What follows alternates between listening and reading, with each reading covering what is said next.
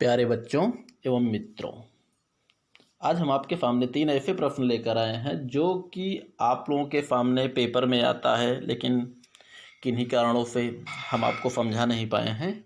ठीक है, इसमें जो पहला प्रश्न है, जैसे हम आपके अमफाल पेपर में देखते हैं, कुछ प्रश्न ऐसे होते हैं कि जो कि कभी कभी होता है कि हम लोग सिलेबस तो पढ़ा डालते हैं, लेकिन वो चीज़ हम लोगों से छूट जाती है। कुछ प्रश्न ऐसे हो जाते हैं, तो देखते हैं इसमें कुछ प्रश्न है। पहला है जैसे नेफा में भारतीय सेना के पराजय के कारण। दूसरा है न्यूमूर द्वीप विवाद या न्यूमर द्वीप विवाद, ये आता है। ठीक है, दूसरा है द्विराष्ट्र सिद्धांत क्या है। हालांकि ये बहुत ही इजी प्रश्न है, ऐसा नहीं है कि ये छूट जाए। द्विराष्ट्र सिद्धांत तो छूटना ही नहीं चाहिए था, लेकिन फिर भी हम इसको एक बार समझने का प्रयास करते हैं। हालांकि हमने आप लोगों को बहुत ही सरल भाषा में समझाने का प्रयास किया है। अब ये आप लोग कमेंट करके बताएंगे कि आप लोगों को कैसा लगा ये वीडियो, अच्छा लगा, खराब लगा, जैसा भी हो, अभी आप लोग बताएंगे। देखिए, पहला प्रश्न हम लेके चलते हैं अरुणाचल प्रदेश या नेफा। देखिए, नेफा को हम पहले देख लेते हैं। जो नेफा खास करके आप लोगों के पेपर में पूछा जाता है, नेफा इसलिए पूछा जाता है क्योंकि नेफा का नाम तो अरुणाचल प्रदेश हो चुका है। ये एक पहाड़ी राज्य है, पहाड़ी राज्य था नेफा। ठीक है, वर्तमान नाम इसका अरुणाचल प्रदेश है, लेकिन नेफा के नाम से इसलिए पूछा जाता है कि 1962 में जब चीन ने इस पर आक्रमण किया था भारत पर, तो उस समय अरुणाचल प्रदेश का नाम अरुणाचल प्रदेश नहीं, नेफा ही था। तो आप इसमें चित्र में देख सकते हैं ये प्रदेश कैसा है। एक तरफ बर्फ़ की पहाड़ियाँ हैं बर्फीली, दूसरी तरफ ही आप देख सकते हैं बढ़िया हरा भरा क्षेत्र है, बिल्कुल जैसे यात्रियों के मन के लुभाने वाला। ठीक है, देखने में भी अच्छा लगता है। दोनों ही क्षेत्र हैं इसमें। चलिए थोड़ा सा हम समझते हैं अरुणाचल प्रदेश, ये नेफा के बारे में। नेफा क्या है, अरुणाचल प्रदेश कैसे बना, चलिए आगे बढ़ते हैं हम लोग। देखिए, इसका नेफा या अरुणाचल प्रदेश, इसका पहले पूरा नाम था NEFA, पूरा नाम था नॉर्थ ईस्ट फ्रंटियर एजेंसी या उत्तर पूर्व सीमांत प्रदेश या नेफा। ठीक है, आज़ादी के पहले से लेकर, यानी अंग्रेज़ों के समय से लेकर, अंग्रेज़ों के समय से लेकर 1972 तक, अर्थात आज़ादी के बाद तक, वो भी 1972 तक, यह भारत का एक प्रशासनिक विभाग था। और 1972 में अरुणाचल प्रदेश के नाम से ये एक केंद्र शासित प्रदेश बनाया गया, जिसे 1987 में पूर्ण राज्य का दर्जा प्राप्त हुआ। तो आप समझ सकते हैं, नेफा 1962 तक नेफा ही नाम था। 1972 में इसका नाम नेफा से बदलकर अरुणाचल प्रदेश हो गया। और अरुणाचल प्रदेश जो कि प्रारंभ में केवल एक केंद्र शासित प्रदेश के रूप में बनाया गया, और 1987 में ये पूर्ण राज्य का दर्जा इसने प्राप्त कर लिया। चलिए आगे बढ़ते हैं हम। देखिए, चीनी आक्रमण में ये प्रश्न आपसे पूछा जाता है, नेफा चीनी आक्रमण में भारत की पराजय के कारण या नेफा में पराजय के कारण। ठीक है, स्थिति क्या है, वैसे ही बिल्कुल पहाड़ी युद्ध था। चीन से आक्रमण के समय भारत और चीन के बीच के जो भी संघर्ष हुए हैं, चीन वास्तव में एक पहाड़ी संघर्ष के रूप में था चीन के साथ। अब इसमें देखिए भारत की क्या कमियां थी जिसके कारण भारत को पराजित होने पड़ा। पहला नंबर, कमजोर एवं खराब एवं कमजोर संचार व्यवस्था, अर्थात सड़कें नहीं थी भारत की ओर से कि भारत शीघ्रता से वहाँ कार्रवाई कर पाए। पहाड़ों पे बिल्कुल पैदल ही चढ़ना था। ठीक है, दूसरा है निम्न कोटि के हथियार, चाइना के मुकाबले भारत के हथियार जो है वो भी बहुत ही, बिल्कुल आप समझ सकते हैं, जो भी हम लोगों के पुलिस वाले रखते थे 303, वो जो बस्केट होती है, जो अभी समय होमगार्डों को दे दिया गया है 303, वही उस समय भारतीय सैनिकों के पास युद्ध का एकमात्र प्रमुख हथियार था, जो कि चाइना के मुकाबले घटिया किस्म के थे या निम्न कोटि के थे। तीसरा है चीन की सैन्य शक्ति भारत से अधिक थी। ये तो सही बात है कि आज भी चीन की सैन्य शक्ति भारत से अधिक है। ठीक है, उस समय भी चीन की शक्ति भारत से अधिक है। हालांकि अगर देखा जाए, रिजर्व और लड़ाकू सब दलों को मिलाकर देखा जाए तो भारत की सेना तो काफ़ी है आज के समय में, लेकिन उस समय जो है चीन की सैन्य शक्ति भारत से काफ़ी अधिक थी। दूसरी बात, चीन द्वारा गुरिल्ला युद्ध कला का प्रयोग किया गया। वैसे भी माओ त्से तुंग को आधुनिक गुरिल्ला युद्ध का जन्मदाता कहा है और गुरिल्ला युद्ध के सिद्धांत वही है, मारो और भागो, अचानक आक्रमण करना, बिना बताए चुपचाप, छल बल कपट, आश्चर्यचकित करना, ये सारी चीज़ें गुरिल्ला युद्ध के सिद्धांत हैं। तो चीन ने गुरिल्ला युद्ध का प्रयोग किया था, जिसमें एक सिद्धांत ये भी है कि अचानक आक्रमण कर दीजिए और मारकर भाग जाइए, अर्थात जहाँ तक सफलता मिले तहाँ तक मारते जाइए, जब तक विपक्षी आपका तैयार हो तब तक आप भाग खड़े होइए। तो यही कंडीशन चाइना ने भी किया था, गुरिल्ला युद्ध कला का प्रयोग। दूसरी बात, भारतीय तोपखाने का सहयोग। अब उन पहाड़ियों पर भारतीय तोपखाने इतने ताकतवर नहीं थे जो कि पहाड़ियों पर कारगर सिद्ध हो सकें। और दूसरी बात, पहाड़ियों पर हम लेकर जाएंगे कैसे, उस समय ना तो रोड थी, अब फिर पहाड़ियों पर घसीटते हुए लेकर जाते हैं तो वहाँ ऊपर से चाइना की गोलियां बरसती और सीधे हमारे भारतीय सैनिक ढंकते हुए नीचे चले जाते। यही प्रक्रिया हो भी रही थी, यही वजह थी कि हम ऊपर तक पहाड़ियों तक हम नहीं चढ़ पाए। और चीन द्वारा अचानक आक्रमण किया गया था, जैसे गुरिल्ला युद्ध का सिद्धांत है बिल्कुल उसी का पालन किया गया था। आगे हम लोग बढ़ते हैं और देखिए, युद्ध पूर्व, चूँकि भारत और चीन में युद्ध होने की कोई संभावना तो दिख नहीं रही थी, इसीलिए युद्ध के पहले, युद्ध पूर्व भारत ने किसी भी योजना या किसी भी स्ट्रेटजी का निर्माण नहीं किया था, कोई भी युद्ध नीति नहीं बनाया था, क्योंकि वो तो लगा था हिंदी चीनी भाई भाई का नारा, हिंदी चीनी भाई भाई का नारा दिया था, जिसमें भारत को यह संभावना थी ही नहीं कि चीन ऐसी भी कोई कार्रवाई कर सकता है कि भारत और चीनी भाई भाई के स्थान पर दुश्मन दुश्मन बन जाएंगे। अगला नंबर है, भारत की आपूर्ति व्यवस्था ठीक नहीं थी। ये बात सत्य है, आपूर्ति व्यवस्था के लिए रोड चाहिए। यही आप देखेंगे चाइना जिन क्षेत्रों पर ये कब्जा कर लेता है वहाँ पर सबसे पहला काम जो करता है वो रोड का निर्माण करता है, ताकि किसी भी सैनिक कार्रवाई को करने के लिए शीघ्रता से सैनिक सहायता पहुँचाई जा सके, शीघ्रता से सप्लाई पहुँचाई जा सके, हथियारों की सप्लाई, सैनिकों की सप्लाई और भी जो सप्लाई व्यवस्था हो, ठीक है, हथियारों की, युद्ध यंत्रों की, टैंकों की, तोपों की, मोटार, गोला बारूद, ठीक है, जो भी हो सके, जिन जिन चीज़ों की ज़रूरत हो वो चीज़ें सीधे बाई रोड या बाई ट्रेन पहुंचाई जा सके। और भारत की आपूर्ति व्यवस्था बिल्कुल भी ठीक नहीं थी, इसलिए ठीक नहीं थी कि पहाड़ी क्षेत्र था और चीनी सेना ऊंचाई पर थी। बात तो सही है, ऊपर से नीचे, ऊपर से वो मारते, भारतीय सैनिक कुछ ऊपर भी चढ़ते तो भी ढनक कर नीचे चले जाते। और दूसरी बात, भारतीय सेना पर्वतीय युद्ध कला में निपुण नहीं थी।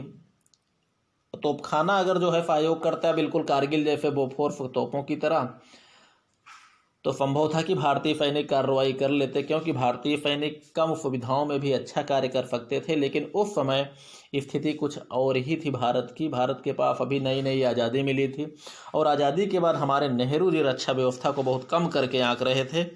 उनके विचार में यही था कि अगर हम किसी से दुश्मनी नहीं करेंगे तो हमारा कोई दुश्मन नहीं होगा। ये भी उनकी दूरदर्शिता की कमी थी, ऐसा कुछ प्रदर्शित हुआ। चलिए आगे बढ़ते हैं। चीन की कार्रवाई पूर्व नियोजित थी। चीन अर्थात चीन जो है पहले से ही वो अपने सिद्धांतों का पालन करता चला आ रहा है, यानी विस्तारवादी नीति, और जहाँ भी रहिए पड़ोसियों को तंग करते रहिए। इसलिए चीन की कार्रवाई पूर्व नियोजित थी। पीठ पर छुरा मारने की आदत थी, तभी उसने भाई भाई का नारा दिया और भाई के पीठ पीछे छुरा मार दिया। अगला है शीत ऋतु में भारत कार्यवाही करने में सक्षम नहीं था। भाई भारत के पास शीत ऋतु में वैसे भी पहाड़ियों योग्य ना तो वस्त्र थे ना ही कपड़े थे, गर्म कपड़ों की ज़रूरत होती है, तो भारत उस समय कार्रवाई करने में सक्षम नहीं था। और ऐसा मौसम देखकर ही चाइना ने आक्रमण किया था कि पहली बात तो भाई भाई के नफ़े में भारत चूर रहेगा, दूसरी बात कार्रवाई करना भी चाहेगा तो सक्षम नहीं होगा, तीसरी बात अगर हम ऊंचे रहेंगे तो ऊंचे से निम्न क्षेत्र, नीचे से कोई कार्रवाई करना बहुत ही कठिन होता है। लेकिन कारगिल में हमारे जवानों ने ऐसा करके ये दिखा दिया कि भारतीय सेना किसी भी मामले में पीछे नहीं है। तो ये हो गया हमारे नेफा में भारतीय सैनिकों की पराजय के कारण। और आप लोग भी समझ गए होंगे कि नेफा कोई और नहीं, अरुणाचल प्रदेश का ही 1972 के पहले का नाम है। ठीक है, चलिए आगे बढ़ते हैं हम। अगला प्रश्न जो है वो है न्यूमूर द्वीप विवाद। न्यूमूर द्वीप विवाद, देखिए न्यूमूर द्वीप विवाद जो है ये कहाँ पे है? ये भारत और बांग्लादेश के बीच में। वही बांग्लादेश जिसके निर्माण में भारत ने पूर्ण जो है सपोर्ट किया था, यहाँ तक कि तन मन धन बल हर चीज़ों का प्रयोग इसने किया था बांग्लादेशियों के लिए। यह थोड़ा सा आप देख लेते हैं। भारत एवं बांग्लादेश के बीच द्वीप पर केवल मालिकाना हक को लेकर यह विवाद पैदा हुआ और यह द्वीप सदा निर्जन ही रहा है। इसे भारत में पूर्वासा के नाम से जाना जाता था, जबकि बांग्लादेश में इसे दक्षिण तलपट्टी के नाम से जाना जाता था। अर्थात भारत पूर्वासा कहता था और बांग्लादेश कहता था दक्षिण तलपट्टी। 1989 में भारत ने अपने नौसेना के जहाज़ों को वहां भेजा तथा बीएसएफ के जवानों के द्वारा वहां पर तिरंगा फहराया गया। जबकि इसमें विवाद क्या था? मालिकाना हक। भाई वही मैं और मेरा, यही तो हर चीज़ की विवाद की जड़ होती है। तेरा और मेरा, यही विवाद की जड़ होती है। ऐसा जो है यही सी प्रकार का विवाद भारत और बांग्लादेश के बीच में न्यूमूर द्वीप या न्यूमर द्वीप को लेकर हुआ था। ये बंगाल की खाड़ी में स्थित है न्यूमर द्वीप। ठीक है, अब आप में देख सकते हैं, आप देख सकते हैं ये चित्र जो है ये न्यूमर द्वीप का ही चित्र है, जो कि शुरुआती दौर का है। देख सकते हैं बहुत बड़ा नहीं है, बहुत छोटा ही है, इस पर कोई नहीं रहता, केवल जंगल ही है। लेकिन हाँ, महत्वपूर्ण इसलिए है कि यहाँ पर कब्जा जमाए रखने से नौसैनिक अड्डे के रूप में प्रयोग किया जा सकता था और एक प्रकार से समुद्री यात्राओं में भारत की सुरक्षा व्यवस्था इस पर निर्भर करती थी। भारत अपनी सुरक्षा के लिए इस द्वीप पर अपना अधिकार बनाए रखना चाहता था, लेकिन दुर्भाग्य था, आप देख सकते हैं ये द्वीप जो है बहुत दिनों तक जीवित नहीं रहा। धीरे धीरे द्वीप की स्थिति आप लोग देख सकते हैं। ये है न्यूमूर द्वीप, जो कि ये है बांग्लादेश, ये देख सकते हैं ये बांग्लादेश है। न्यूमूर द्वीप बिल्कुल इसी बीच में है, ये है, देख सकते हैं ये है बंगाल की खाड़ी में यहीं पर न्यूमूर द्वीप विवाद है। यही न्यूमूर द्वीप छोटा सा द्वीप है, आप लोग हरे रंग का आप देख रहे हैं, ये यही है। ठीक है, चलिए आगे बढ़ते हैं हम लोग। धीरे धीरे ये द्वीप जो है प्रकृति का ऐसा कहर छाया कि ये द्वीप धीरे धीरे जलमग्न हो गया। अब वर्तमान स्थिति क्या है?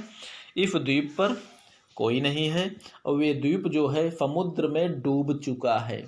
अर्थात न रहे बाँफ न बजी बाँफुरी, अर्थात समुद्र द्वीप के डूबने से सारा विवाद ही समाप्त हो गया। चलिए देख सकते हैं हम थोड़ा से। वर्तमान में यह द्वीप जो है जलमग्न हो चुका है। फिलहाल अब इस समय इसमें कोई विवाद नहीं है। जब दोबारा कभी उभरेगा तो देखा जाएगा कि विवाद होता है कि नहीं होता है। ठीक है बच्चों, चलिए एक बार हम फिर देख लेते हैं, इसको देख सकते हैं, ये है न्यूमूर द्वीप। चलिए आगे बढ़ते हैं। अगला प्रश्न जो है वो है द्विराष्ट्र सिद्धांत। द्विराष्ट्र सिद्धांत क्या है? सबको मालूम होगा, द्विराष्ट्र सिद्धांत के आधार पर भारत और पाकिस्तान का विभाजन हुआ है आज़ादी के बाद। इसको एक बार हम एक निगाह देख लेते हैं। भारत और पाकिस्तान के बीच विभाजन का सिद्धांत ही द्विराष्ट्र सिद्धांत है और भारतीय उपमहाद्वीप में मुसलमानों का हिंदुओं से अलग पहचान बनाने वाला सिद्धांत है द्विराष्ट्र सिद्धांत। यह सिद्धांत 1867 में हिंदी और उर्दू के भाषा विवाद पर अलीगढ़ मुस्लिम विश्वविद्यालय के संस्थापक सर सैयद अहमद खान ने पेश किया था। और उन्होंने क्या कहा था? उन्होंने हिंदू एवं मुसलमानों को दो अलग राष्ट्र के रूप में करार दिया था। अर्थात जो सांप्रदायिकता को अगर देखा जाए, अब द्विराष्ट्र सिद्धांत के जन्म की बात देखी जाए तो 1867 में ही प्रारंभ हो चुका था। आगे बढ़ते हैं, इसको किन किन व्यक्तियों ने इसे आगे बढ़ाया आप देख सकते हैं। द्विराष्ट्र सिद्धांत के आधार पर ये हरे रंग का है ये पाकिस्तान और ये हरे रंग का बांग्लादेश जो वर्तमान समय में है। लेकिन विभाजन के समय ये था पूर्वी पाकिस्तान और ये है पश्चिमी पाकिस्तान। तो विभाजन के समय पाकिस्तान दो भागों में बटा हुआ था, जो कि द्विराष्ट्र सिद्धांत के आधार पर था। द्विराष्ट्र का मतलब हिंदू मुस्लिम, सीधी सी बात। द्विराष्ट्र का जो शाब्दिक अर्थ होता है यहाँ पर जो लिया गया है वो है द्वितीय विश्व युद्ध के बाद भारत और पाकिस्तान नामक दो राष्ट्रों का बंटवारा, वो भी एक हिंदू और एक मुस्लिम राष्ट्र के रूप में। ठीक है, तो वो है द्विराष्ट्र सिद्धांत। अब इसमें देख सकते हैं हम 1930 में मोहम्मद इकबाल ने द्विराष्ट्र सिद्धांत के आधार पर भारत में एक मुस्लिम एवं एक हिंदू राज्य की स्थापना की भविष्यवाणी की। किसने की? मोहम्मद इकबाल ने। और आज़ादी के बाद इसी सिद्धांत के आधार पर मोहम्मद अली जिन्ना द्वारा भारत पाकिस्तान के विभाजन की बात कही गई। अब मोहम्मद अली जिन्ना ने भी वही कहा, क्या कहा जो सर सैयद अहमद खान ने कहा था। अलीगढ़ मुस्लिम विश्वविद्यालय के संस्थापक सर सैयद अहमद ने जो कहा था वही मोहम्मद अली जिन्ना ने भी कहा कि हिंदू मुस्लिम एक नहीं बल्कि दो राष्ट्र हैं। ठीक, और इसी सिद्धांत के आधार पर भारत और पाकिस्तान का विभाजन कराया गया, और वही भारत और पाकिस्तान के विभाजन का सिद्धांत ही द्विराष्ट्र सिद्धांत के नाम से जाना जाता है। और वर्तमान समय में उसी विभाजन को ध्यान में रखते हुए, वर्तमान समय में भारत और पाकिस्तान के विभाजन को ध्यान में रखते हुए द्विराष्ट्र सिद्धांत का जन्मदाता भी मोहम्मद अली जिन्ना को ही माना जाता है। हालांकि इसके बारे में 19वीं शताब्दी में लगभग 1823 में वीर सावरकर जी ने भी द्विराष्ट्र सिद्धांत को परिभाषित किया था। यहाँ भी उन्होंने मुस्लिमों की हिंदुओं के द्वारा थोड़ा सा अलग नीति, दोनों के बीच में जो विभाजन की नीति थी उसी को उन्होंने भी समझाया था। अर्थात द्विराष्ट्र सिद्धांत में 3-4 लोगों का नाम आता है, जैसे प्रारंभ में सर